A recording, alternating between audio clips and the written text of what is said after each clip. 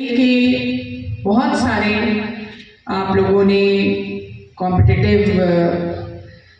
Sections यहाँ पर आज किए, जिसमें कुछ चित्रकला भी देख पा रही हूँ मैं, नृत्य का भी प्रदर्शन था, लोकगीत के संदर्भ में भी बात हुई। तो एक बात तो ये चीज़ समझ में आती है कि जब हम लोग एक कैंपेन के फॉर्म में चलाते हैं कि मेरा गोंडा मेरी शान, सुना होगा आप सबने। तो आप सब हमारे गोंडा की शान है, ये बात आज यहाँ देखने को मिलती है, क्योंकि ऐसी युवा प्रतिभाएं जिस जनपद में हो, चाहे वो किसी भी क्षेत्र में हो, कला का क्षेत्र हो या चित्रकला का क्षेत्र हो, हर तरीके की अभिव्यक्ति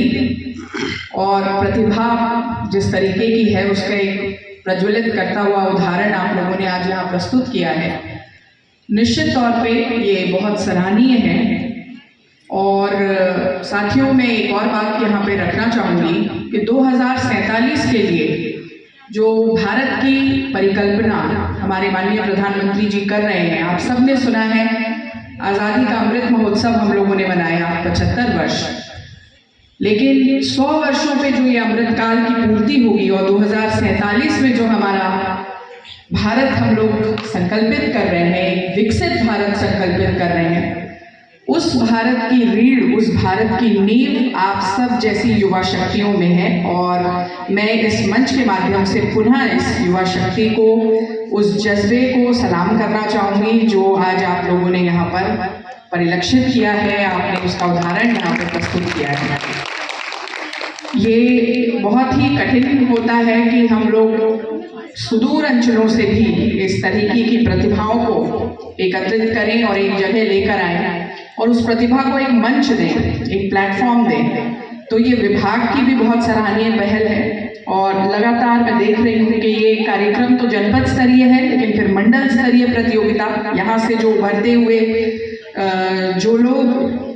निश्चित तौर पे एक कंपटीशन है, तो कुछ लोग जीतेंगे, कुछ लोग कॉन्सलेशन में जाएंगे, लेकिन हर किसी ने पार्टिसिपेट किया है, हर किसी का जिसका पार्टिसिपेशन रहा है, वे सब मेरी शुभकामनाओं के और बधाई के पात्र हैं। और जो लोग यहाँ पर जीत हासिल करके मंडल में प्रदर्शन करेंगे, उसके बाद राज्य स्तर पर हमारे मंडल का नाम और रोशन करेंगे, उन सबको अग्रिम बधाइयाँ भी देना चाहूँगी, क्योंकि आपके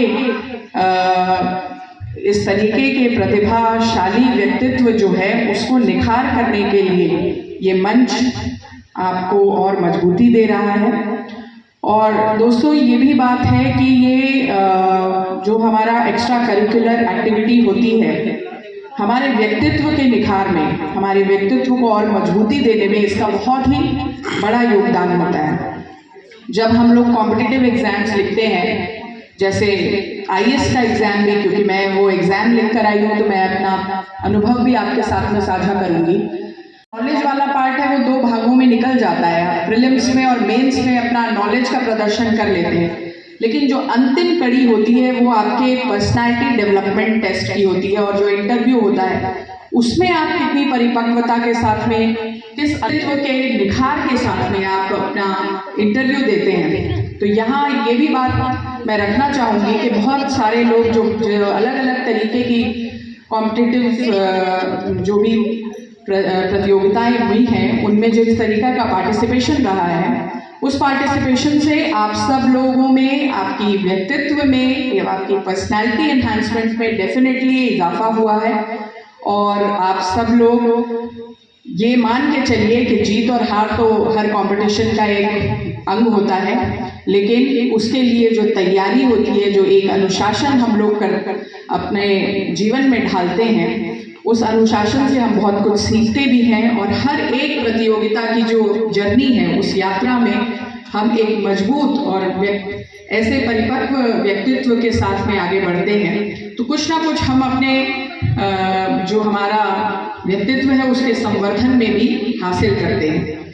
तो आज की इस सभा को आप लोगों ने यहाँ पर अलंकृत किया, और सुबह से मुझे पता चला है CDO महोदया यहाँ पर आई थी, उसके बाद निरंतर आप लोगों के कार्यक्रम जो हैं वो चलते रहे हैं। इस अंतिम अंग में पुनः अग्रिम भविष्य के लिए, एक सुनहरे भविष्य के लिए ढेरों शुभकामनाएं और बधाई के साथ अपनी वाणी को विराम दूंगी। जय हिंद, जय भारत।